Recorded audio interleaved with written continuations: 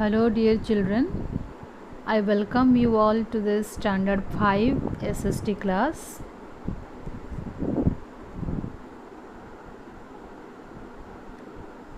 Kindly all of you take out chapter 3 and page number 19.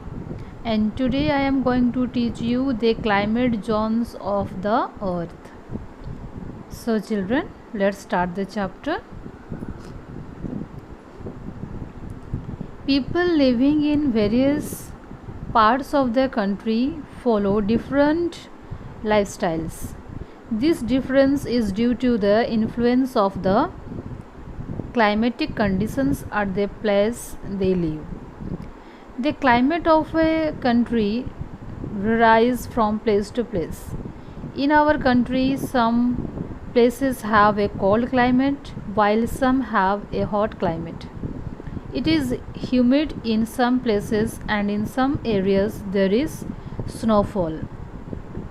This is because of certain factors that influence the climatic conditions of a place. Now we will discuss the factors. Climate tells us about the general weather condition.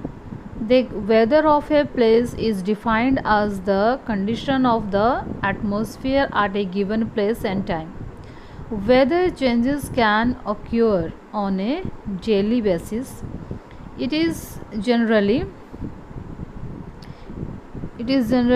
cool in the morning. The temperature is high at noon and at sunset it begins to get cool. Thus, weather is a temporary change in the atmosphere of a certain place. Children, turn the page.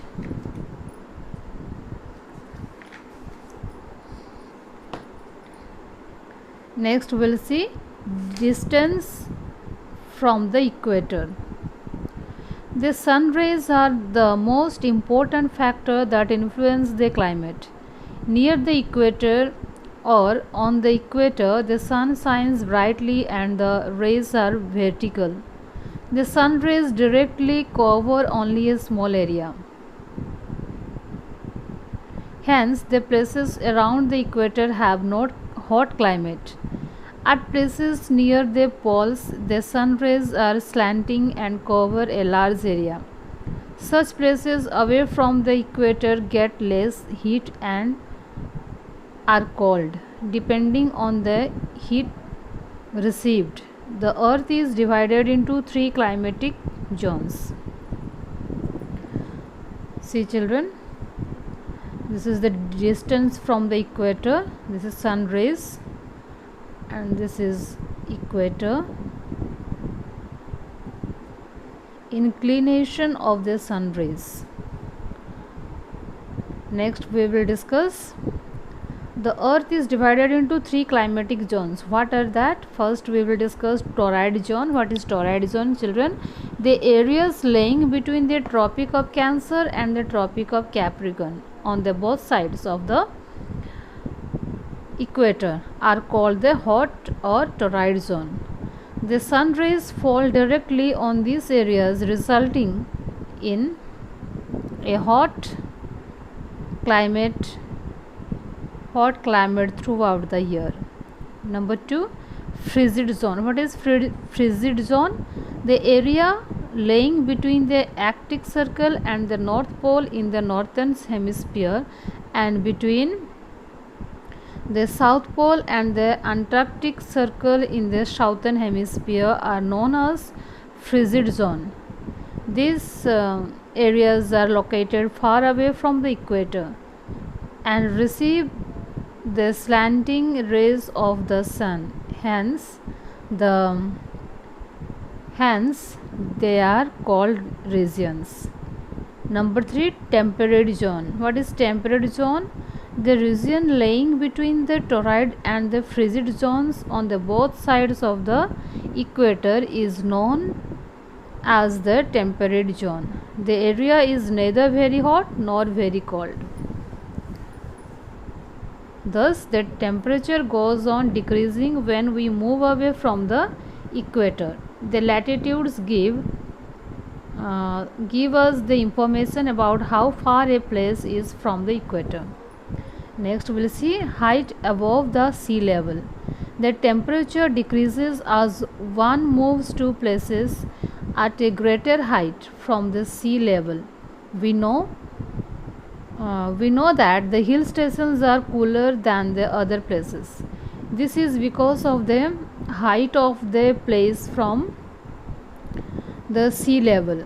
Many places high up in the mountains get snowfall.